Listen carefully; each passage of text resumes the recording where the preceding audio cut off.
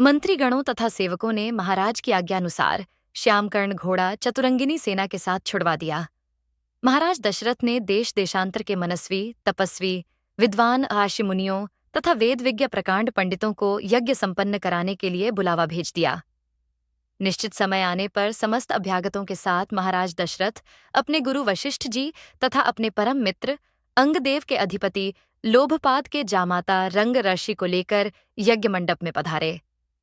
इस प्रकार महान यज्ञ का विधिवत शुभारंभ किया गया।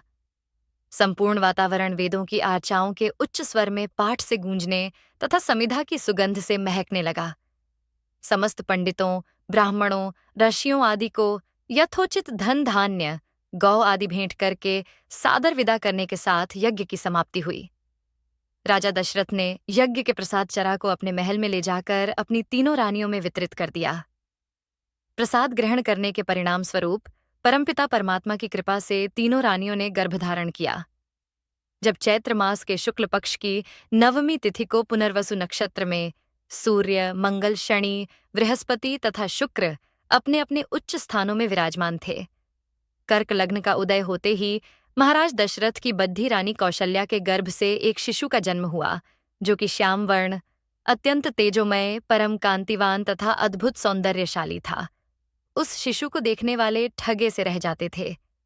इसके पश्चात शुभ नक्षत्रों और शुभ घड़ी में महारानी कैकेयी के एक तथा तीसरी रानी सुमित्रा के दो तेजस्वी पुत्रों का जन्म हुआ।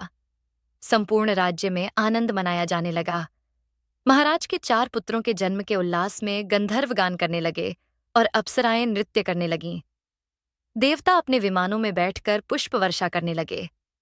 महाराज ने उन्मुक्त हस्त से राजद्वार पर आए हुए भाट, चारण तथा आशीर्वाद देने वाले ब्राह्मणों और याचकों को दान दक्षिणा दी। पुरस्कार में प्रजाजनों को धन धान्य तथा दरबारियों को रत्न, आभूषण तथा उपाधियां प्रदान किया गया। चारों पुत्रों का नामकरण संस्कार महर्षि वशिष्ठ के द्वारा कराया गया तथा उनके नाम रामचंद्र, भरत, लक्ष्मण और शत्रुघ्न रखे गए। आयु बढ़ने के साथ ही साथ रामचंद्र गुणों में भी अपने भाइयों से आगे बढ़ने तथा प्रजा में अत्यंत लोकप्रिय होने लगे।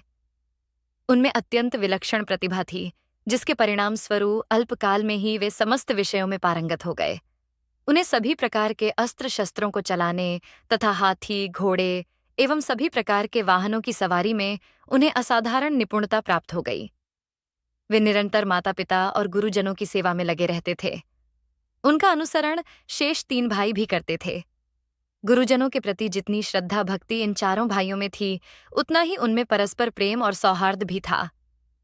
महाराज दशरथ का हृदय अपने चारों पुत्रों को देखकर गर्व और आनंद से भर उठता था।